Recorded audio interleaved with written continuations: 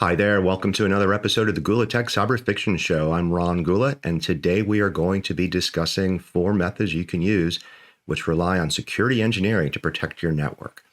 Now, if you're not familiar with myself, like I said, I'm Ron. I'm president of Gula Tech Adventures. Our show here is Gula Tech Cyber Fiction. We invest in cybersecurity companies and nonprofits that protects the nation's cyberspace. My background's I'm former military, former NSA. Started doing a wide variety of startups, including Tenable Network Security, which went public a couple years ago. And since then, we've been investing in companies. Many of these companies and nonprofits that we've had grants for have gone on to do great things. We've had companies be acquired by Checkpoint and CrowdStrike. We've had our nonprofits be selected for larger grants from DHS and CISA. And we're here today to kind of share some of this information with you. All right, so why security engineering? Well, right now, most people who are in enterprise networks know very well full of the NIST cybersecurity framework and the MITRE ATT&CK framework. These are both very, very comprehensive frameworks that you can use to secure your network and sort of measure any gaps that you might have out there.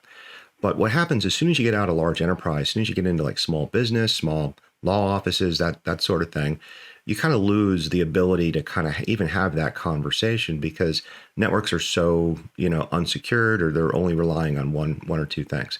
So today, what I'm going to try to do is share something I always give advice on, 4 methods you can use to do security engineering.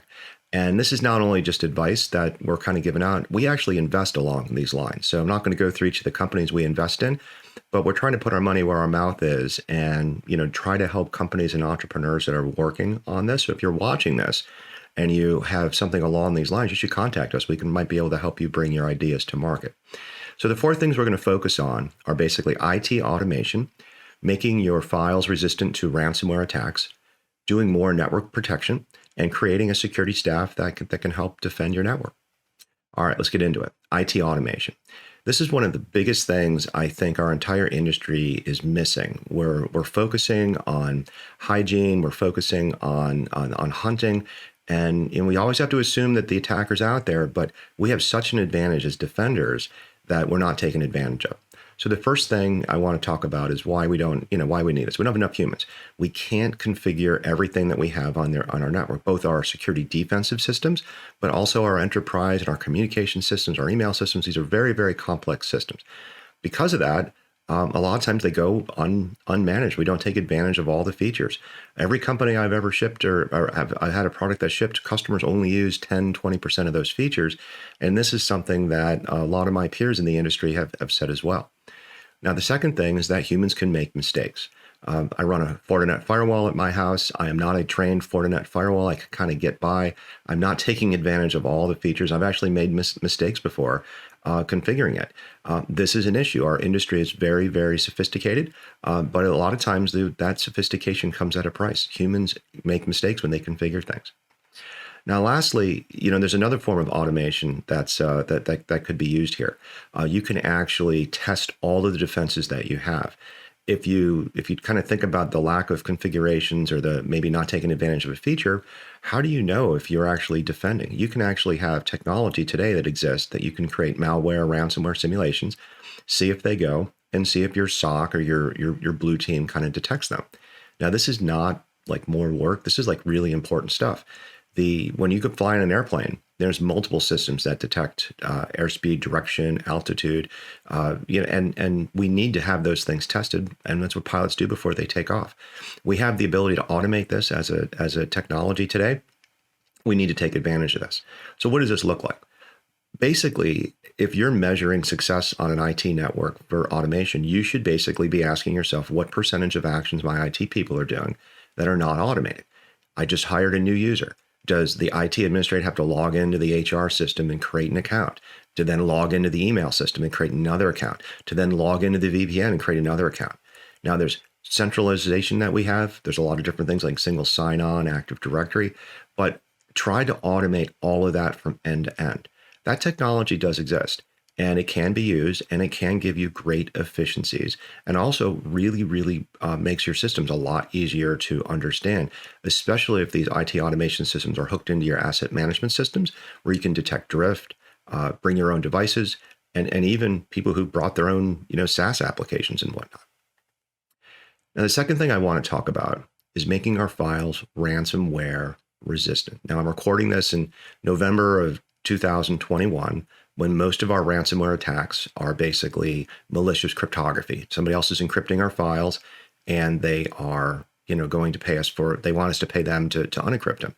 But increasingly, what's happening is that the attackers are then also taking those files and using them as blackmail to put them on the network. So we're going to talk about both of these types of attacks. The big thing here that we can do is take advantage of centralized file storage. Now, there's a lot of great cloud offerings where you can put all your files from an enterprise point of view in the cloud and have the appropriate access controls on them. But you can also do these things on-prem, where you can actually run your own file management system in your data center. Gartner has created a new Magic Quadrant called Cyber Storage, which basically talks about having the ability to store all of these data, all these files, but also monitor them for ransomware, monitor them for people taking too much data, and having really good transparency on that kind of stuff. Now, that's great, and I'm really happy for it, but a lot of organizations, the reason why they get attacked is because they're mixing their core computers with attacks from the internet. Now, nobody really kind of sets out to do this, but if you think about it, you can have a great secure file storage. You hook up a laptop to it, and then you let that laptop go to Facebook, go to the internet, go to download games from Steam. Now, this might be against your policy, but unless you actually can carve out an enclave where your IT systems, your computers, are actually segmented. Now, it could be an air gap, it could be a cryptographic gap. You could use zero trust networking, you could use stealth overlays, there's a lot of different things you can do there. But most of the time, what we're going to talk about is not only separating those computers out, but also bringing in a separate kind of communications application. Now, most of us use some sort of email system, but what I'm talking about here is a separate system that my own employees or my own enclaves can have their own private conversations, their private chats, their private file shares, their private communications, and even video conferences. There's a wide variety of companies out there that have the ability to do this on a trusted SaaS platform, or actually give you the software where you can do this in your own data center. But even if you do that, you still have to bring files in. So when I worked at the NSA, we actually had this concept of guards, where you would have data coming from one enclave and the data goes to the other enclave. Let's say that data is only PDF documents. Well, we need to have something that's really, really good at looking at PDF documents to then make sure that when we bring that PDF document in, it doesn't have an attack. It doesn't have an exploit that's in it. This is how we're getting attacked. This is how we're doing that. So the more that we can rely on these enclaves, we have to make sure that we don't run an enclave. We don't want to build our castle on sand. You want to have your enclaves segmented. Now, how much you're going to segment it, it's really up to how much you're concerned about the risk you want to take. Do you want to have it cryptographically separated? Do you want to have a separate VLAN? Do you want to have a separate, RFC 1918 kind of system? Do you want to have separate, even physical networks? There's a lot of ways to separate these things out. But, it might just be as simple as maybe you have a second phone and you buy private 5G, from the phone company. It's really separated from your network, and any data that goes in and out of it is, of course, you have a high level of assurance. Now, the next thing I want to talk about is increasing our network protection. So again, recording this in November of 2021, where sort of the state of the art in stopping APTs and ransomware is putting some sort of EDR, some sort of agent on the endpoint and basically trying to fight that fight.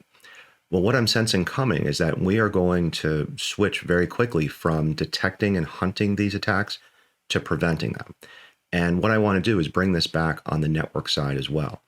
Right now, what happens on the network is if you have an advanced network sensor these days, it's probably running Zeek, it's probably running some sort of flow analysis, some sort of full packet capture, and people are using that information to hunt and find out, did we have malware on a computer a couple days ago or a week ago, proactive hunting. And that's pretty good, but we really need to get better at that and do more real-time blocking. So there's two technologies that have come up in the last couple years that can help us with this. The first one is actually taking all of the threat intelligence that exists and trying to block it in real time on the perimeter of your networks. Again, perimeter could be as part of your zero trust VPN, as part of your software defined network. It could still be your physical, where your physical firewall is. But the idea is that the threat intelligence industry, it knows about the hundreds of millions of sort of attacker command and control, bad DNS, bad phishing. But a lot of times the current firewall architectures we have out there don't allow us to block all that. We're still waiting to get hit, looking up in our threat intelligence platforms and go, oh yeah, that's an attack that we know about. It would have been nice to be more proactive and stop that. Now, the second thing is that there's another set of technologies out there that can look at network traffic and actually inspect it from a high degree of reliability with very, very low false positives rates, exploits of vulnerabilities. And you might be thinking this is the same as the intrusion detection systems and intrusion prevention systems that we know and love. But the reality is this technology kind of is engineered to actually almost virtually patch devices. So when I was doing the Dragon IDS, for example, we would have rules that would look for exploits. If you had a vulnerability, you might know about an exploit for the vulnerability. Chances are the signatures were almost always written based on the exploit and not necessarily a generic exploitation of the vulnerability that's being there. Certainly not on the client side. But today what I'm saying is there are technologies out there that can basically virtually patch all of the vulnerabilities that are being exploited by China and Russia right now, and it can be done at the perimeter of your network. The other thing we have to think about is I've seen a lot of organizations invest a lot of time in doing their network monitoring, but they're only looking at the packets that are going in and out. They are not doing full decryption. Now, there's a technology called break and inspect. You can get this from Gigamon, from F5, from Palo Alto. It basically says that the SSL traffic, the S and HTTPS, even though that's encrypted, you can actually work within your network to decrypt it and inspect it. And why would you want to do this? Well, you want to do this because it's where the attacks come from. If you have personal email and you're downloading a hostile attachment, if you're going to a website that's been linked off of Facebook or some other social media sites, there's definitely a lot of attacks that can come into the organization. So I've seen a lot of organizations who allow their employees to surf the internet and do it in a way that we really can't look inside those things for attacks. We need to expect 100% of the traffic. Now, similarly, a lot of organizations have deployed secure DNS. And there's a lot of good vendors out there that do this, but the basic concept is this is kind of the same thing with the network protection. But what it does is when you do your DNS lookup, it's not going to let you go to a site that's malicious. This is great. But what happens is most organizations are not locking down the perimeter of their network to enforce that single DNS service. So what this means is if you do have malware and the malware uses their evil DNS server, they can still do the communication, they can still go out, and in many times organizations don't have visibility of that. So if you're going to use a secure DNS server, you're going to use a secure DNS service, you really need to work with your firewall team and your access control team in such a way that only those DNS queries are going out. Now, the last thing I want to talk about is a real problem that's really near and dear to my heart is how do we get more people into this industry? But more importantly, if you're an organization, how do you get the people that you need to defend your networks? Well, the biggest problem with this is usually there's not consistency between your executive, your board view of what risk is and what the IT risk is and what your IT teams are doing. So you need to actually run your network from the board down. So if you're sitting there and you're like, wow, we keep hiring more and more hunters, more and more people to do penetration testing, but we're not really making a difference between these on these strategic issues that the company has when it comes to defending their networks, that's usually what I see going on. There's a mismatch between what the board's aware of and the management's aware of, and the investment perhaps needed to achieve the goals of what they want. So you need to start with that. There's some great certifications out there. There's the Digital Directors Network has the Qualified Technology Executive. There's a wide variety of ways to go ahead and get that top-down view. The second thing is, like I said, focus on IT earlier. Do more automation. Make more decisions where you can do more with less. This might mean centralizing applications, might mean doing more automation, but it certainly means aligning IT with the mission of the organization. And typically when you have alignment, you have budget, you have authority, you have the ability to do things. But lastly, though, when you do need those cybersecurity people, how do you go and get them? Well, one, without that sort of grand goal of what your company should be doing in cyberspace, what your company should be doing in IT, your IT people are always going to be a little bit lost. They might be making up their own policies. They might be, coming up with issues and security defenses that are not commensurate with the goals of the board. So having that alignment can really let that focus be out there. And there's a lot of platforms out there where you can go to your people who need training and basically go through a portal where you can actually put people in there and say, these are the skills I need you to learn. I need to get this certification. I need to get these vendors. I need to do it by a certain time. And from a project management point of view, this is a great way to not only grow people inside your organization, but also give them a direction. Because one of the big problems with cyber right now is people don't know what does it mean to be in cybersecurity. If I'm an IT help desk person, am I in cyber? If I'm a firewall administrator and I'm not doing cool reverse engineering, am I in cyber? Giving people a purpose, making them part of a team and a mission, giving them a goal is a great way to not only grow junior people and give them the skills they need, but give them a sense of being and purpose.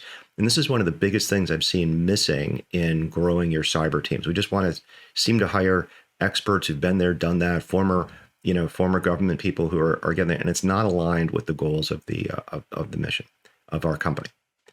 All right, so those are the 4 things that I kind of consider what we need for security engineering: IT automation, making our ransomware files resistant to ransomware, increasing our network protections, and then having a focus on how do you create security staff. Now, as is a tradition with the Gula Tech Cyber Fiction Show, we always like to close with a movie and some fiction that's out there. Today, I'm going to talk about a movie called The Listening. I really like this movie because it is probably the most realistic movie I've ever seen about working at the National Security Agency. There's no UFOs in the basement. There's no cool 3D, virages of hacking and stuff like that. It literally starts off with a lie detector test from a government employee, and it ends with this government employee trying to hack back into the NSA because they have a technology that a contractor has that allows them to listen to any landline phone call. Now, this is not streamable, but if you want to get it for Christmas, or the holidays, you can order it from Amazon. Thanks again for watching. If you want to talk to us about any of these kind of different 4 approaches for security engineering, feel free to connect to us on Twitter or on LinkedIn.